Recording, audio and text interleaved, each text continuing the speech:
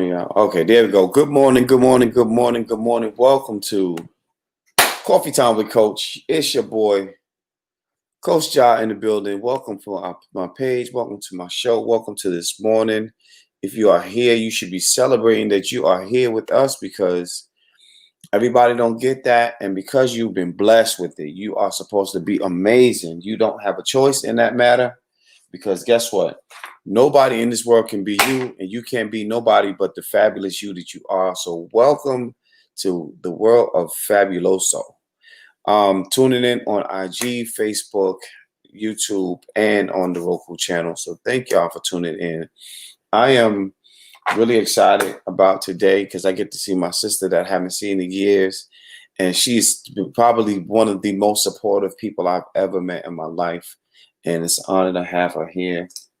Um, I want to first say that today is Veterans Day, so salute to the vets, those who have given their time, their sacrifice, their energies, and some their ultimate price, giving their lives for us to live here in this place that we call home with blankets and warmth and security that they protect and they hold up. Want to send a special shout out. Today is my grandfather, Mr. Clyde's birthday, who is now in heaven. Grandpa, I love you. I salute you. I'm going to give a shout out. He was also veteran. My uncle Phil, who, you're not supposed to have favorites, but he was like my favorite uncle. Good morning, Kendra. My uncle Phil, aka Lord Rocky. He is actually, I wrote my second book, and I was releasing it right before. I was trying to make it to New York so he can see the book before I actually set it out to publish, and he passed, and I brought the book back and I put in a forward in the beginning for him, and then my uncle Karu, Robert Small, who has always been a hell of a pillar in my family. I want to salute them on this day for veterans. Thank you all for tuning in, and yeah, we just gonna jump right in because my peoples is here, and I'm happy she here. So let me bring up my sister, Melissa. What's good, Mama? You're on mute. Take your mute off. I forgot all about that It's already. all Good good. morning. Listen, I got you here. That's all that matters. Anything we forgot, we make up for. Absolutely. How are you I doing today? appreciate you. I'm good. I'm really good. And I really appreciate you having me on. I've been watching this. I just think it's so amazing what you're doing. It's unique. It's unique because all the ones that I've watched have been poets, but Mhm. poetry is like not even what you're talking about. You're getting to know them, you're getting to know what they believe in, what they think, what they enjoy, and that's not something that we get a lot as artists. We get, give me a poem, give me a poem, sis, give me a poem. So it's nice to have somebody that is interested in who we are. So thank you for that. Yes, I want to say thank you for being here. But here's what my whole deal was. I've been interviewed so many times. I've been on podcasts and shows and media, and I never get to talk about what I want to talk about. Right? So I was Yeah. like, because I started on IG Live, and I said, how do I give poets, and I have some business people coming in too. I have some. I'm trying to get some financial folks to help teach us about finances in a Okay. language that we can understand, right? Mhm. Because we'll be understanding all those big finance institution words. I don't want to hear those phrases. Tell me, take $5, put it in this thing. You know what I mean? Like that's what I'm trying to get Yep. to. But all of these interviews, and we never get to just talk about that we Mhm. go for walks in the morning and I drink 3 cups of coffee and you know what I'm saying? Like we don't get to talk about that. So I'm saying to myself, why not bring some because I always talk about me, right? But why not bring some folks that I love and have a lot of respect for? Why not bring them on and we just talk about life? I always have a few questions, but if I don't get to them, that means that then the vibe is going exactly where it need to be because we get to talk about what we talk about, and that is you. So with that Absolutely. being said, tell the people who you are, where you're from, what you do, what you ate for dinner last night. Just let us get into the world. Tell us about you. Okay, that's such an open question, John. Like, okay, Mhm. so it's really hard for me to say who I am because I tend to focus on like what I do as who I am, and it's really not who I am. So I guess I'll start with what I'm familiar with, which is what I do. I'm Melissa. I am 49 years old, and I was born in a very small country town called Spotsylvania, Virginia. Not Transylvania, because I know that's what everybody thinks. Spotsylvania. It is actually midway between two very important and big cities, which is Washington, D.C. and Richmond, Virginia. So I am smack dab in the middle of those two cities, 50 miles on either side. And we're a part of what's considered the DMV, DC, Maryland, and Virginia. So it's sort of Northern Virginia, even though a lot of people think, Virginia is the South. I think I've had just as much Northern influence in my life as Southern. So I love it. I miss it greatly. I currently live in South Carolina. So I've been here for about 20 years. And it was here that I was introduced to performance poetry. I had been writing poetry since school, but South Carolina was the first place I ever touched a mic. It's the first place that I started to crochet and do some of the other things that I'm interested in. I'm very much an activist. More so, I can be honest, these days, more so on social media than actually in person, because I've been dealing with my own stuff. But of course, Black Lives Matter. Of course, body positivity is really big for me. Speaking up about injustice and these things. I do that both through my work and through my posts and through everything else. So, yeah. I met you probably, what, It's 5 years ago? Yeah, it's been about that, which is way too long, by the way. Way too long. But there was an energy that you brought to my venue that was amazing. And everybody brings their own energy. And I always encourage all my poets that come through that I love, and even those that I just been encourage them to just be who you are, right? But you came in the door because I had not seen you before, right? On Facebook, and you came in the door and you commanded such a presence.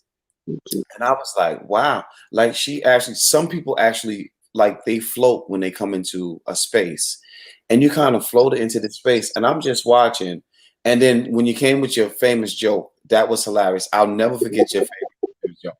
I'm not going to say it. If you say it, then you remember. I will say it. So thank you for that, first of all. I tend to feel most at ease in spaces that make me feel at ease, brother, and yours did that. Like, so when I came there, I had never been to Charlotte first, had never performed in Charlotte, and you were the only person I knew in the room. And we had never met face to face. But when I walked in, I felt like I had been there before. I felt like I had known you forever. The hug I got, the greeting I got, like, it was just love. And that whole venue felt like that. The crowd, if I'm not mistaken, Joe, it was like a Tuesday night. It's Tuesday night. And it was packed, like on a Tuesday night. And so I was really blown away by that, because that's not the norm for poetry. And although I walked in that room a stranger, I left that room with several friends that night that I'm still connected with today. So, big ups to you for having that kind of a venue and that kind of an event. But the joke for everybody that's waiting. So I guess some people say blessed. Some days it feels like a curse. But I got my mama's big old booty. And when I say big old booty, especially back then when I was a lot heavier, that thing was big. So every time I enter a space, like, that's where people's eyes would go immediately. And while it was annoying as crap, it was understandable, because I can't really explain it, because if you hadn't seen it back then, it's still here, but it's smaller, because I've been doing a lot of work. But if you hadn't, like, I can't explain it. It was its own entity. And so I would start off some sets with, I would turn around, my back to the crowd, so they could just get a good look at it. And I would say, okay, now that we've dealt with that, can we just get to the damn poetry? And that's what we would do. And I still do that sometimes, even though I haven't performed in a long time, just to break the ice, so that people don't feel uncomfortable that they're staring at it, because I get that. I used to get that a lot. I could tell they wanted to look, but they didn't want to be caught looking at, it's okay. Look, get your fill. Now let's get to the damn poetry. Yeah. I was so, like you said, we had not met, right? So Yeah. I did not see you perform. And one thing that my brother and I pride ourselves in was allowing people to who have not been in that space. I featured more poets from Charlotte for the first time than any venue here. Wow. I Um, believe it. and I wanted poets to be in singers, musicians, whoever came in. I wanted them to be comfortable. I wanted them to feel like home. You did. There's a comedian, Deacon Dean, who came to my open mic. And he was like, "Yo, I do this comedy for my barbecues for my family, but I'm real nervous, man." And we had a little conversation. Deacon Dean probably still on going now, and he always say, "You know what? Y'all made me feel like I was home, so the stage became a home." And I think that was one of the things that I really enjoyed because I had, let me see, Blues in So Many Words was my first host when I first opened up. Okay. I had Enough Said, and then I had JC, and that's Wow. all in a year. Yeah. After my first year, I was on my own. I just went, and I never wanted to be a host. In fact, I didn't perform all the time because I wanted to really get into the business parts of what I was wanting to do because I had bigger dreams for it. And Gotcha. I'm gonna say this to people now. Listen carefully. Just designate jobs to people who do those jobs because wearing too many hats, you can move, but there's a discipline in that everybody can't have. I'm grateful that I was able to move forward with some things and I learned some other things, but it was a ride. But at It the end was of the day, when I go back and I talk to people like you and other poets who have come through and they say, you know what, I miss Say Word Tuesdays. That is a reward for me. and I will say, y'all, that not only did you make it the venue comfortable and feel like home, but I left there feeling like you were family. Like real talk. And that's why I say brother all the time. That's why I support you because you support me. And I am, that's one of the things I'm most angry at Rona for, because like we were just talking about figuring out a way to get me back there and boom, here she come with her funky behind.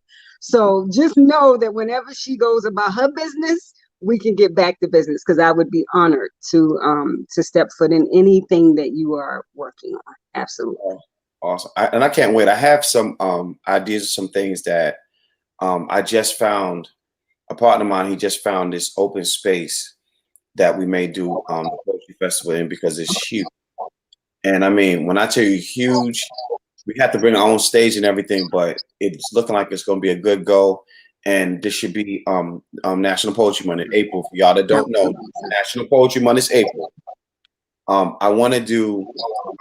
I think I'm going to try to do it towards the ending because I want to do something special, like bring your if I'm in the 30 for 30 competition, do their Mm-hmm. poems. I want to do Mm-hmm. like a slam with that, just a That would fun be slam awesome. for people to come with Yeah. that. So I'm hoping that I hope Rona go about her damn business is Me what I'm too. hoping. I'm sick of this heifer. This Me heifer too. getting on my nerve. But I want to bring some of my favorites back. And I'm hoping that that's going to be the ending portion of our Granny's Boys documentary that we're working on. Oh, that's awesome. Yeah, because I have some folks I want to interview. I hadn't even Rona fucked some shit up. I'm just gonna She say it, did. right? She did. So, but at the same time, had it not been for Rona, we might not be here in this in this There in you this. go. There you So go. I'm starting to accept the Yeah. balance. But yeah, enough about me. Talk to me. Tell me, what inspires you to write, and what's your favorite kind of poems to write? Like, let's talk So about that. yeah, so I am absolutely a socially conscious poet. Mhm. That's where my heart lies. I Yeah. try to write everything though, because I don't want to pigeonhole myself, let alone put myself in a position where others pigeonhole me. But if I'm honest, like socially justice, socially aware poetry is what I'm best at, where I'm comfortable. And for me, it is a matter of my passion meeting a purpose. Yeah. So it gives my work a purpose. Mhm. Not to downplay any other genre because all of it is art. Mhm. But for me, I feel like I make a difference when I speak out on injustice or body shaming or any of that, or even just touch on things that that might affect someone. I've done poems on domestic violence, teenage pregnancy, my big old booty, because Sarah Bartman is real. You know what I mean? Oh, So now. I have a Sarah Bartman poem. I have poems where I encourage sisters not to want the booty because it's not all they think it's cracked up to be. Things like that. So the messages to me are important, and I can put messages in any genre, absolutely, but the socially conscious ones are the ones that work for me. As for the inspiration, I think I'm a little different from some poets in that I can't write when I'm feeling things deeply or heavily. I just kind of get blocked and stopped up, and I can't write. Once I work my way through something, or once I've at least wrapped my mind around it, or kind of gotten a hold of the feelings, then I can write. So my inspiration kind of comes through that process, through the healing of things. And the healing could just be having a good cry over something that has happened. And then I feel like I can get the words on paper. So that's kind of what's been an inspiration for me. Now, the truth is that I haven't written in a really long time, longer than I'm comfortable with. So that's something that I'm trying to work my way back to. That's something that I am, I'm going through old poems. I have a really close friend who digs through my Facebook and finds some of my old poetry and drops it in my inbox like, don't forget who you are, which I think is amazing. That same friend sent me a journal and some pens and was like, so having people like you and like those friends that kind of encourage me to keep at it is also inspiring for me. I'm gonna have to start just sending you some prompts. That's what I'm gonna do. That would work.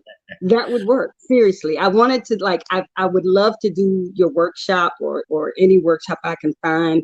I was watching one and I have to shout this one out because it was Desan. I mean, what is it?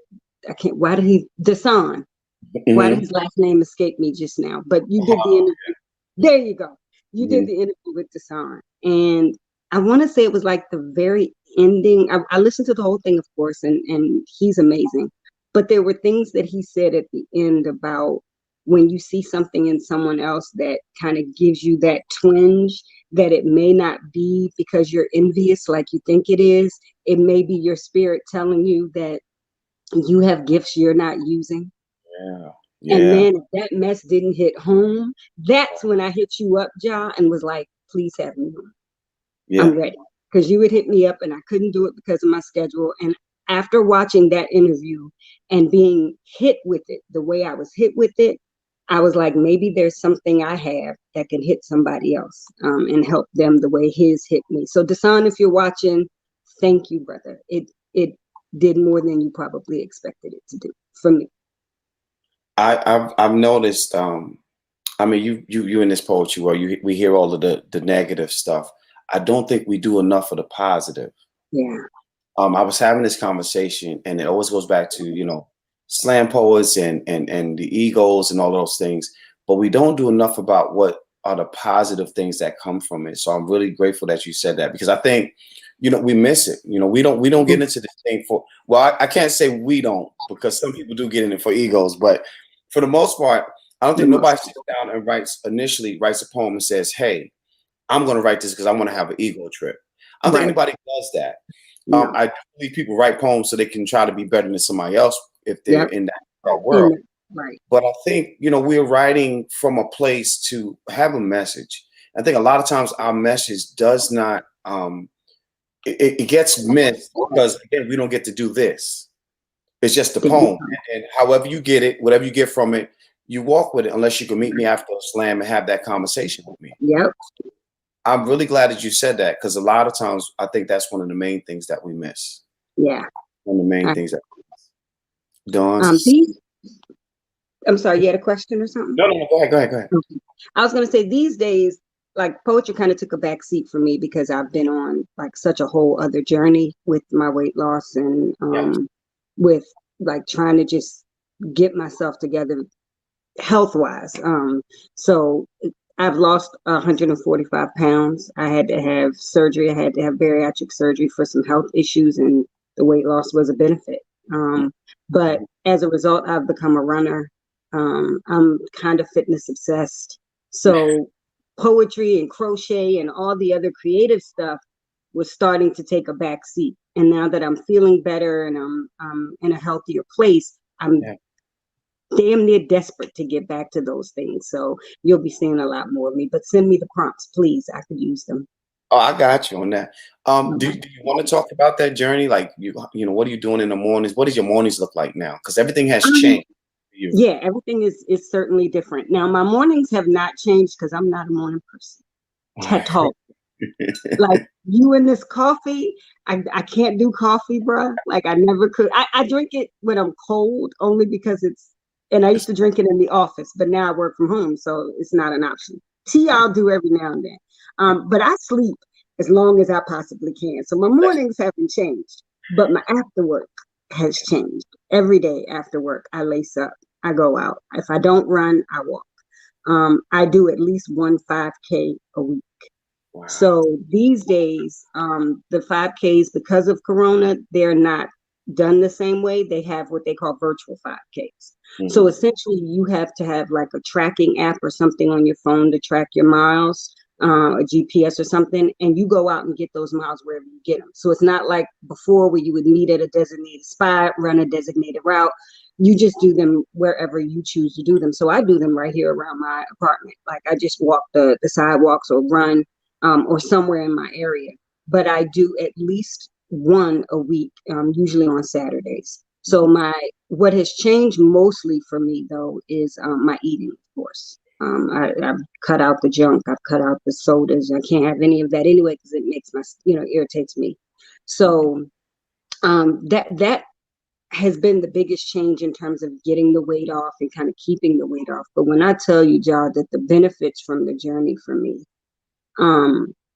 haven't just been like the weight, it's been the mental stuff I've had to do to figure out why I got to that size in the first place. I was originally 379 pounds. Really? Yeah.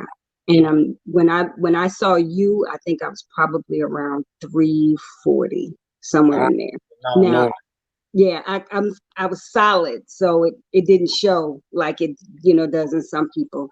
But I've lost 145, and the biggest thing I'm learning for me was the transparency is actually inspiring other people. That's it. And that's something I didn't anticipate. I've been very upfront about having the surgery. I've documented every bit of it, the good, the bad, the ugly. I talk to people about the struggles all on my Facebook page because the one thing I did not want to do was hide it or lie about it and then, have to continue that lie or keep prepared. Like I wasn't ashamed. It was something I had to do or I was, close to death. So the love I've gotten though, man, like I didn't expect that. I was actually afraid to post about it because I thought people were going to judge me negatively. But the opposite happened. Like people are coming out of the woodworks to show me love. And I've had women, mostly women, there's actually even been a couple of males who have hit me up and said, I'm going to have the surgery. Or wow. You're making me consider the surgery. Right now, to date, there are 7 people that I know of in the last year who had been bulking against the surgery, knew that they didn't want to have it because they were either afraid or they were hearing negative things about it, who've had the surgery and are doing really well, and who credit me. And I'm not saying that to brag. I'm saying that to say, when you're authentic, you never know whose life you will touch and in what way. And that is what this weight loss has taught me, which is something I didn't do before. Because for as easy as it looked for me to stand on that stage and turn my back to the crowd and say, take a look, it's never been easy. It was never easy. I was never authentic. Thank you so much, Mr. Carr. I appreciate that. I was never authentic in owning my body and loving myself. And so thank you, Dawn. Dawn said your transparency has helped so many, including myself. And Dawn, although she hasn't had the surgery and isn't considering it that I know of, has just been very supportive Mm. in how she has, had my back. So that's the thing I really wanted to talk about when we talk about this journey. It's not the number, it's not the loss of the weight. The health is great, being able to tie my shoe, being able to cross my legs, things I've never been able to do comfortably as an adult, are now very easy and second nature. So I love those things. But more so, I love the fact that I trusted the universe to be myself. And by Yeah, being myself and being honest about who and what I am, the universe gave it back to me tenfold. Like the love I get on a daily blows me away. There have been days I have cried because people have been so kind. mm, How rare is that? yeah, Normally people are crying because folks are mean, and not in my life, not in my world. And I credit that to being authentic. So I think that's the biggest lesson that I've taken from the weight loss journey. yeah. Wow. I when I see your post about the walks and all those things, if I didn't see it, I go looking for it because I know it was up there somewhere. And I just feel like, in our busy day, like I'm saying, we always miss.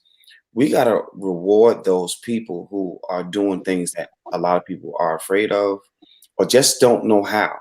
Yeah, Right? It's easy to say, "Yo, look, I came out 7 years ago and I opened up a spot, I rented a spot, I started open mic spot." But somebody doesn't know how to do that, and it may right. seem simple to me, right? So here you are. Listen, I got some stuff that I want to do with my health, with my body. I'm going to do this major thing, and some people have heard of it. They've seen videos, they've seen commercials, but they never even knew how to make a phone call and say, "Hey, what do I Yeah, do?" So to do that is like that's like a godsend.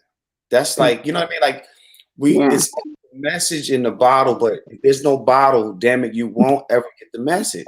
yeah, You have to get absolutely. the message in the bottle. That is so inspiring. Thank That is, you. Thank you. I just wanted, and I'll be honest, like I see a lot of people that I know for a fact had that surgery or a version of that surgery, mhm, um, who have not said that they've had the surgery. Now, I want to be very clear. That is everybody's right.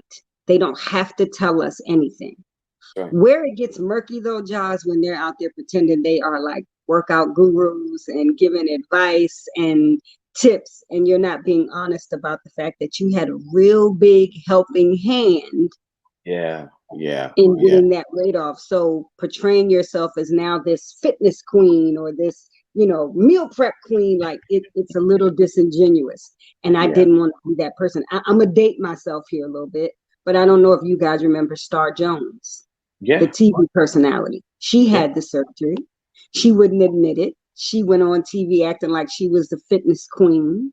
Mhm, And it came out later and she caught a lot of backlash. And yeah, that stuck with me forever. And I was like, I will not be that person. yeah, I will be genuine and authentic and take the good with the bad. I'm sure there are people out there right now who still think it was the easy way out. I dare them to join me on a 5K at 330 pounds, which is what I was when I started running. I dare them. yeah, I dare them to have to cut out all the stuff I had to cut out on mhm, sheer willpower alone. yeah, So it's not easy, yeah. but it's easier than potentially losing my esophagus, which is what I was dealing with. Wow. Yeah, I had a hernia that was causing acid reflux so bad that my Uh-oh. esophagus had Got a little. begun Say again. glitching. Can you hear me? Okay, you back now. You back now. Okay. All right. I had a hernia that caused acid reflux so bad that it was starting to erode my esophagus. Wow. And as a poet, yeah, nah. What Nah, you talking about? nah, whatever I need to do, I will do. So that's what that's why I ended up doing it. But at the end of the day, the why wasn't so as important as just the journey and being honest about it. And the fact that it can help people has been a bonus and has helped to keep me on track. Yeah. Because there's a lot of days I don't feel like going out there and running or walking or whatever. Mhm. But to date, I have done 18 5Ks since July. At I, one point, and it's it's not as hard as it's 3 miles. It's just 3 miles. That's it. So yeah, but when I started, like I'll tell anybody, because a lot of people ask me how did I get started. I used a program called Couch to 5K, C2 5K. And it starts you off where you run for 60 seconds, you walk for 90, you run for 60, so when I first started, I couldn't run, a full 2 minutes without feeling like I was going to pass out. And now I can run 3 miles. So um, you just start. You just start. I'm just like almost got sweat on my back right now. I'm so proud of you, and Thank I'm so you. happy for you. Like Thank you. you hear people say, you hear celebrities, right? You don't hear people that might live next door to you, right? You hear about all the stuff they want to put in the news and on TV, but you don't hear people that you actually have a genuine love or connection with. Say, Yeah. hey, I did this really, really difficult thing, and I changed my whole. Do you know how many people would love to say, "Hey, I did one 5K"? You know what I'm Yeah. saying? Yeah. Man, It was a dream of mine for a lot of years. I had tried it, I had started it, I stopped. The 5K program, didn't finish it, did it and finished it and still didn't do a 5K. mm, And so when I started dropping the weight, I said that's going to be the one goal I accomplish, because I've had it now. For my sister is a breast cancer survivor, and I wanted to do the Susan G. Komen 5K in her honor. And yeah, that was years ago when she was first diagnosed. She has beaten it. She's been a survivor now, I want to say, for 5 to 7 years, somewhere in there. So to be able to, in October, which was Breast Cancer Awareness Month, I did one for her. yeah. And to be able to do that after all these years, yeah. So I guess that there's, it's funny because hearing my own story, like some of the lessons in that are just hitting me. But like, don't give up on your dreams. Don't give up on your goal. It Yeah. might not happen right when you think it's going to, or you want it to. Mine took 7 years, 7 or 8 years, but I did it, and you can too. Everybody can. We just got to stick with it. Let me ask you this: have you written down your journey, just with from the beginning, the moment you said, "I'm doing this"? Have you written it down? No. I started, right? I tried. I'm not consistent, y'all. That's my problem. Consistency, at least, like I have so many journals that you would probably be like, why do you keep buying them? Because you don't use them. I probably have about 10 to 15, like purely clean, or with one entry where I said, okay, this is it. I'm gonna do it. I don't stick to it. But that was one of the reasons I started posting. The hashtag that I use for my journey is bariatric bypass business. Okay. And the bees, the poetry thing. But I started doing that because I have not been, that I don't journal, but I Mm. Facebook my ass off. You know what I mean? So, so I was like, at least let me, like, that's why another reason I started documenting it that way. Yeah. My running and but I have not, and I want to, because, man, I've been accused now of giving up on being big. That silly thing, that I was fake when I was preaching body positivity.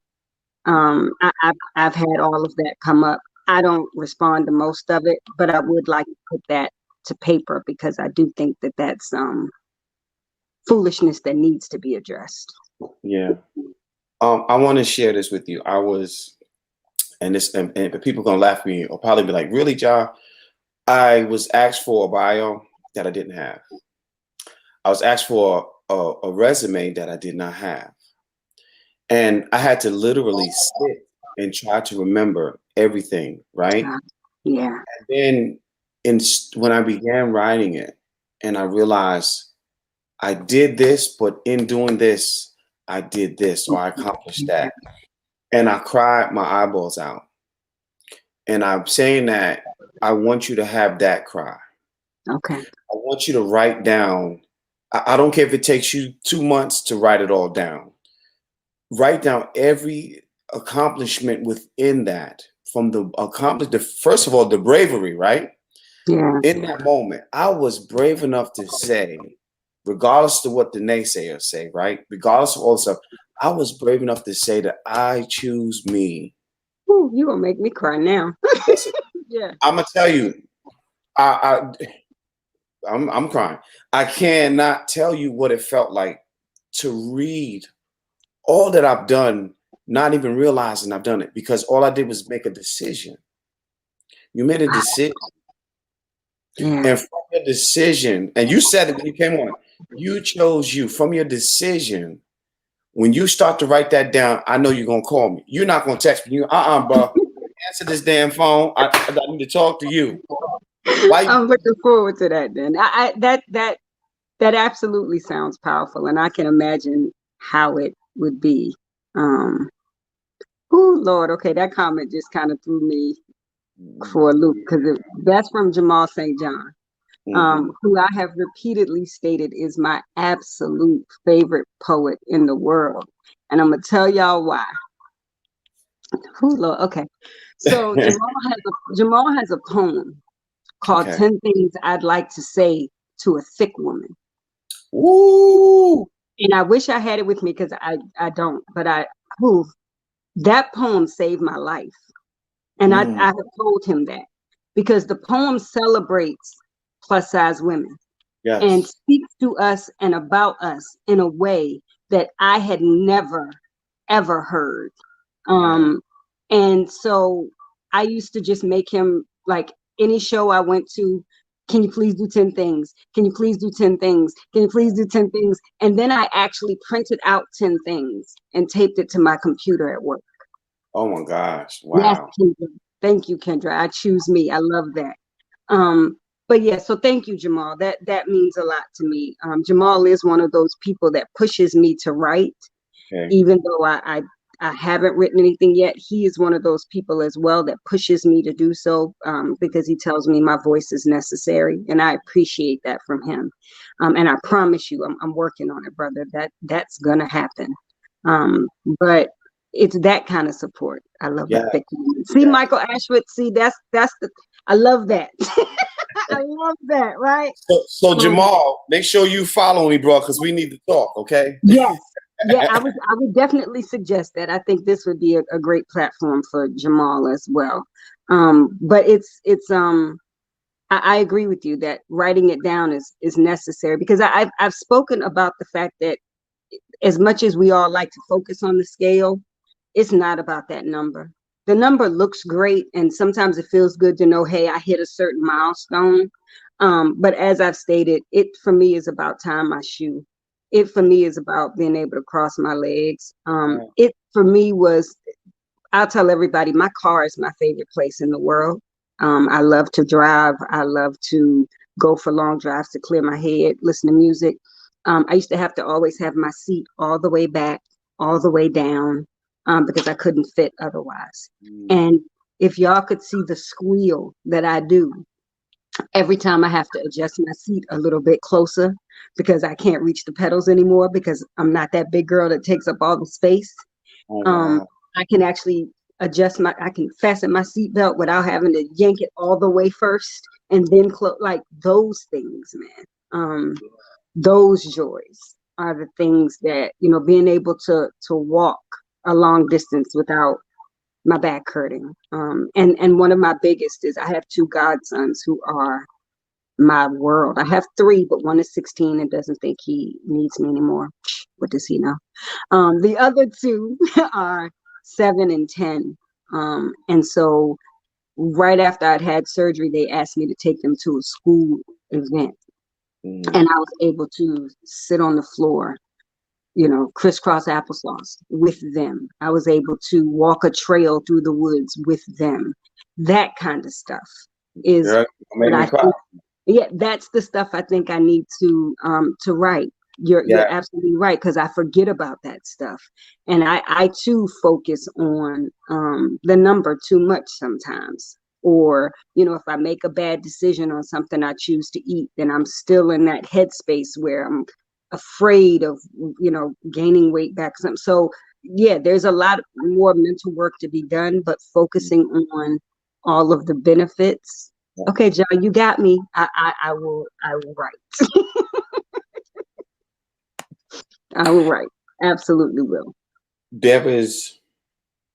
I'm telling you, when you begin to write about that, you're going to find some things that's going to open you up to a new version of you that's here that you just haven't kissed on the cheek yet. Just haven't loved yet. And the softness of that is going to take you to a place. And I'm telling you, because my writing changed right after I wrote out all the stuff that I've done. My writing changed instantly. And I'm like, wow, how did that even happen? Yeah. In fact, I'm not even sure what caused that transition, but it's a real thing. And I didn't know it until afterwards. And I realized, wait a minute, look at this date that I started this poem, what has followed, and then look what I did that night before. And I'm telling you, I'm in. I bite. I'm in. I'm gonna do it. I'm gonna do it, and it'll probably spark my pen again, which is what I need more than anything. So, yeah. And like I said, I need a prompt real quick. I'll throw something out there. I got you. There ain't no thing. I got you. I love it. I appreciate how many people actually text me, y'all? Can you just send me a prompt? Just anything. Just make up something. I just need to write. And I had to go on my mind and find something. And I throw some weird shit out just to see if they're gonna write to it. And they may not finish that poem, but it makes them think to what they haven't been thinking, so they're able to write differently. In fact, that's what I do at my workshops. I make sure people are writing stuff that they be like, man, how am I supposed to do that? If you're in a workshop and you can stay right here in this workshop, I'm not saying it's a bad workshop. It's just not for you in that moment. Yeah. The workshop should take you from this lane down that fork in the road. Gotcha. And going that fork in the road, you come to the connection happens when you try to veer back to where you normally at. And that's how I tell people when they come to our workshop, I want to take you on that fork in the road so you can bring your ass back. But now it's a roadmap. Yeah. And you've seen some different things. Yeah, you've seen some different things. Yeah. I don't like to lose people. I like to make workshops simple, but you're gonna have to pay attention and you're gonna have to be willing to do the work. So I absolutely. Yeah. See, that's another thing I need Rona to leave for, because I've never done a workshop. And it's very interesting. I was actually, the way I began writing, or at least performing, like I wrote in high school, and then life got in the way and I stopped writing. And then I just happened to be at my washer broke. I went to the laundromat, saw a flyer for an open mic in my area, decided to go. A brother named Christopher KP Brown was performing.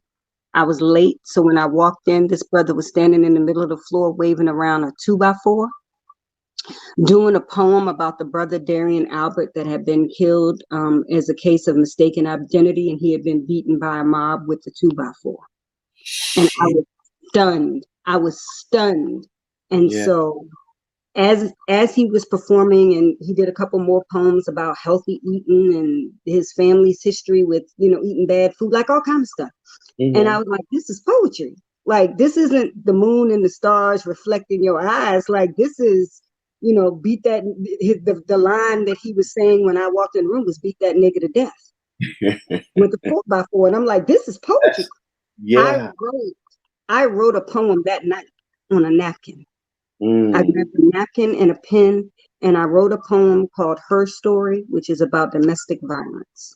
Wow. And I have performed that very poem, at shelters and events in many different places. So that's kind of how I got drawn to writing. And so I've always just kind of written from a place of just from my heart, from wherever my spirit is. I do, though, Job, one of the things, and we're probably going to have this conversation offline as well. I'm a rhymer. That's just what I do. I rhyme. And I've been made to feel, and I don't want to say made to feel because we're supposed to own our feelings, right? But I have felt like that was somehow not a good thing or not the best way to write. And I fell victim to that horrible thing we know we're not supposed to do, which is comparing ourselves to others. And so when I see other people write and they're not rhyming, I'm just like, and I've tried to write without rhyme. I mean, I've done it. I've got some, but that's my default, yo. Like for some reason, the rhyme comes. I can be in the middle of a non-rhyming poem and go back and look, and the last 4 lines are rhyming. So I don't know if that's something that I need to just go ahead and accept and embrace as my style, or if that's something I need to work on altering or just using as one type of, poetry. So that's one of the reasons I've always wanted to kind of do a workshop or kind of work with other poets to see, help me flesh that out for myself. I'm glad you said that. I've had this conversation with Pope because I used to always rhyme. Yeah. And then when I stopped, now I'm like, fuck, I wish I could rhyme. I can do it when I'm freestyling, but I can't write it because I have programmed myself away from that. So I want to go be programmed back to it and have that meaning. I'm going to say it like this. All poems used to rhyme at one point. Yeah. All poems used to rhyme. It is not a defect. It's not it should never be looked on. The poets who usually look down on rhyming poems are usually slam poets. Yeah, that's true. And it's not spoken word artists because they don't give a damn if everything rhyme. It's fine as a spoken word artist, but slam community, in my opinion, seems to kind of. And you know what's funny? I don't slam. I never have, not once. But Wow. yet you're right. It's like that's who I have. I love slam poetry, like love it. And so I think I do, in a sense, idolize those poets because they do something that I just don't feel is for me or that I have in me to do. So I'm like, yes, like that is so dope. And so I have compared myself to that. So that. I'm gonna say it like this. When you normally write, okay, I'm gonna speak for me. If I'm writing a slam poem, right, I'm probably writing a poem that's I'm thinking about the poem that you just did, that you were saying that the brother did with the 2x4. Yeah. Instead of me having a conversation with somebody else, me and that 2x4 is having a conversation. You're not gonna make that rhyme because it's a conversation now. So I think it's really the prompt that sets the mood for it, which is why in my classes I do basically storyline workshops, because when you get into writing the stories, you don't always find the rhyme in there. It happens, but it doesn't necessarily have to be, and then it's okay. And I think it's that level of comfortability within your writing that makes you say, I don't have to rhyme right now. And I think that's what it is, because we start off as rappers, right? Most poets that we meet, we was rappers first. I was until we get to the point where it's like, okay, what's next in my writing? And then when you start to go to certain workshops, it kind of bends you in a way that you can't. And then when you start doing direct statements, so slam poetry basically is trimming the fat and being real direct with what you're saying. If you're real direct with it, most of the times it's not going to rhyme. Because you're like, you're trying to hit that line, because if that line don't hit, you ain't getting that 30. Right. That's part of, once that starts to happen, it'll be a thing, and you'll understand. I got you. Don't worry about it. We'll work it out. But that's a very good question. And I think a lot of people they don't address it. They just stay in it and they don't say much about it. But then they feel like, okay, well, I'm with this guy or this woman who's won these competitions, and they don't rhyme, and my stuff is not balancing out with that, if you would. But it's just a matter of finding the reason you wrote this piece and what are you trying to say with it. Yeah. And if it rhymes, damn it rhymes. Yeah. And I'm trying to get to the point with myself where I think what it is like you said, I want the balance. I don't mind the rhyming. I mean, I think it's what I think keeps the audience's attention for me when I'm performing. But I want to know within me that I don't have to rhyme. And sometimes I do feel like, why can't I stop? Like, What is wrong with your pen? Why can't it stop rhyming? So I did, so I dig that and I appreciate it. And yes, we will work on that. We'll work. Yeah. But I will say that this is a topic that I've had discussions about with a lot of poets. And mainly non-slam poets, now that you mention it. Who just are like, do I rhyme too much? Am I rhyming too much? Or, maybe you shouldn't rhyme so much. And I've been told, oh, rhyming is elementary and, all kinds of crap. So that kind of can get muddled up in everybody's head, which is kind of why I wanted to bring that up during this conversation, because I know that you do the workshops and stuff like that. So I wanted your perspective. So thank you. I appreciate it. The crazy thing is, right, if we take some of the poets that we've grown up reading and listening to, right? And Fran, what up? And they did a poem that with rhymes, everybody be like, oh, rhyming is the thing now. Yeah, that's true. So I think it's been people accustomed to looking at who's winning and who's getting booked for gigs and the type of stuff they're doing and trying to create that balance. I pride myself in not sounding like any poet that I've had, that I've competed against or my team competed against or that I even enjoyed. Talam Acey is one of my favorites. Hanif is one of my favorites. So my thing is, if I sound like them, then am I being true to me or am I being them? Right. Very true. And I want to always be me and let that be that. And wherever I land with that, I'm good with that. And if it so happens that I fall back into rhyming, I'm going to suck it up. There's going to be a biscuit and gravy. I'm taking all of that. But see, Josh, see what you just did for me. Because if this isn't full circle, because we started this conversation off talking about authenticity and being who you are. Yeah. And if rhyming is who I am, then damn it, rhyming is who I am. And that just hit me like a ton of bricks. Like, it is what it is. And if it's not for you, then it's not for you, but it's me. See what you do? Jamal just said, and I want to say that whether the poem rhymes or doesn't rhyme doesn't matter as much as the poem just being a quality poem. That's real it. talk. And he has said that to me before when I've hit him up for his advice. He has said that, like, don't worry about whether or not it rhymes. Me, is it a good poem? Is it a good poem? So I tell my slam team, here's the thing, or anybody who asks me, are you saying what you want to say in that poem? Are you getting your point across? You get your point across when you deliver that poem. You remember why you wrote it and what you're trying to say within that poem, what you're trying to feel within that poem. If it gives you that, the hell with what somebody else thinks, because they're not in your space.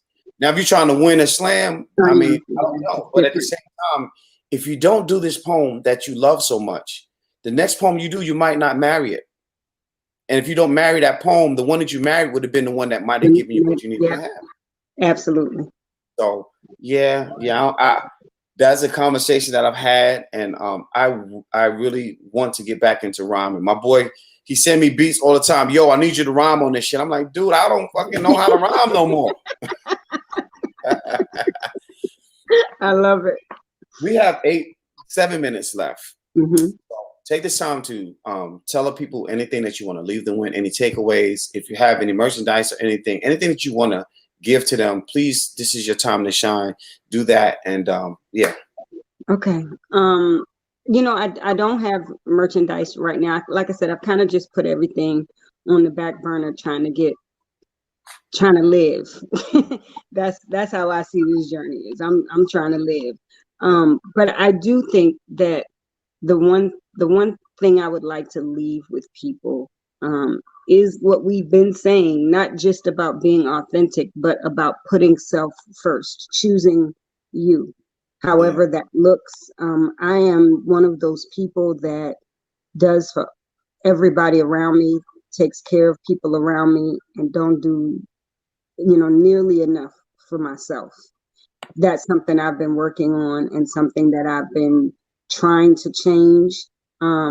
I'm also an empath, so I feel things very, very deeply, which makes it hard for me to put myself first, because if I think somebody else is suffering, I'm trying to ease that. But I just want to kind of put the message out there that choosing you is not a bad thing. Right. Ever. It's not, and it's a necessary thing. To choose yourself, to make the decisions that are going to make your life better. Because in all honesty, even when you think you're helping other people, If you're not giving them your best you, then what are you giving them? That's You're it. not you're not giving them the best of you, which is what you want to give people if you're trying to help them. And that is the same in art. And I think that's kind of why I placed the art on the back burner for a while, is because I didn't feel like I was my best me. And Mm. so now that I'm starting to feel more like my best me, I want to give people that version of me. I want people to see um, the version of me that I've built and created through all these tears and this sweat and this dedication and all of that. The other part of that message, though, is it's not like you're going to decide today that I'm going to make this change and boom, the change is made. As we've been discussing, there is work, like deep-seated work that has to be done. And it's been over a year now. I had my surgery last September. I'm still doing it. Like through this conversation, it's been evident that I'm still doing it. There's still things I struggle with. There's still things don't that I don't sit comfortably in. So I'm accepting that that's a lifelong process. That's not something. It's not like I'm ever going to get to a point where I'm like, bam, here I am, happy. Everything's perfect. Like, nah, that's lifelong, because it took lifelong to develop these habits and ideas and thoughts and self-sabotage and all these things. So I think the biggest message I want to give to people is give yourself the grace you give to others. That's it. And if you aren't giving, I know there are people out there who don't give others grace. And so if you don't do that, like give people grace, give yourself grace. This has been a very different year for all of us. Like, who would have ever thought that we'd be confined to our homes, wearing masks in public, afraid to touch doors, unable to have public gatherings and events, scared to be around our own families, not able to visit people that are sick in the hospital. Like, none of us expected any of this. So if you're still here, and you're still maintaining and breathing and doing what you need to do to make it to the next day, that's enough. That's good enough. Give yourself grace and put yourself first and take care of you, so that we can all hopefully take care of each other. Yeah. Take care of each other. That's really what's important to me. Thank you for letting me say that. Like, see, you're absolutely right in that. Like, that's not something I would have ever been able to say in a normal interview. I tell people it's beautiful magic, because it's not something you have to reach for. Yeah. When you're allowed to be who you are, you just become that. I'll say this: when you plant a seed, right? Seeds are hard. They might be, even if they're soft, it's a hard shell. Mm-hmm. And the roots don't just come out easy. It's just like childbirth. The roots bust through. There's a struggle in just from a seed. And then it grows the stem, and then there's a bud, and then the bud explodes and the flower comes out. There's work. And it's not easy work. It has to bust through. And we're challenged with that every day. Every day. I love that. Listen, we got less than a minute left. Thank y'all for tuning. Melissa, hold on tight, because I want to talk to you. I'm going to turn the camera off. Absolutely. Thank you so much for joining. Melissa Ellis is the name. If you cannot find her on social media, hit your boy. I got you. This was such an inspiring and amazing interview. I absolutely loved it. I can't wait to watch it again so I can actually watch it. I want to say today, I challenge you today to be better today than you was yesterday. Yes. You have everything you need to be amazing and absolute, and be special and amazing on purpose. You are not, you don't have an option in that. Nobody else can be the you are. So be that you and be amazing at it. Exactly. Tomorrow morning, same time, same channel.